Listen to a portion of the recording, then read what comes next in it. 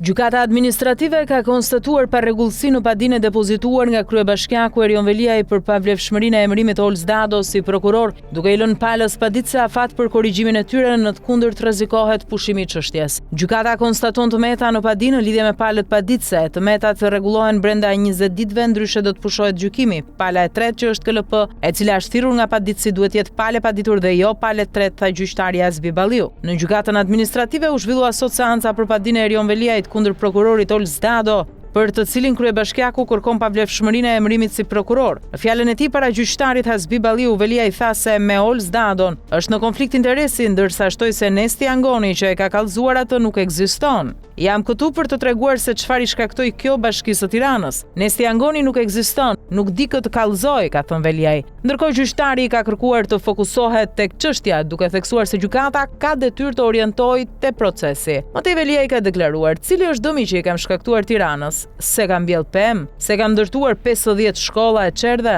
Me Olz Dadon jam në konflikt interesi, pasi ai me telefonin e prokurorisë ka kërkuar leje ndërtimi. Dado vinte shpesh në bashki për të kërkuar jo vetëm leje për veten, vënia e njerëzve në detyra kur nuk plotësojnë kriteret jo vetëm tek unë, por tek Bashkia e Tiranës, ka sjell pasoja të rënda. Sot nuk firmoset më tek Bashkia e Tiranës. Sot plerat janë sheshit, se edhe unë erdha sot këtu dhe i pash. Ditën që jam arrestuar, kam inauguruar një kopsht në Kashar. Janë 14 muaj s'është hapur një kopsht." U shpreh Veliaj, i cili shtoi se duke parë çfarë hallesh ka KLP-ja këto kohë, çfarë mund të thuhet. Ndërsa avokati i tij vijoi: "Ka një vendim të gjykatës kushtetuese për të rikthyer në detyrë Veliajin, por nuk lejohet të ushtrojë detyrën për shkak të një mase të kërkuar nga një prokuror që nuk duhet të jetë prokuror", tha ai. Kujtojmë se ditën e sotme edhe në gjykatën e posaçme kundër korrupsionit dhe krimit të organizuar u zhvillua seanca gjyqësore në ngarkim të Erion Veliajit dhe të pandeurve të tjerë në dosjen e tij. Në seancën gjyqësore u regjistruan disa debate mes avokatëve, si të Veliajit ashtu edhe të Xoxhës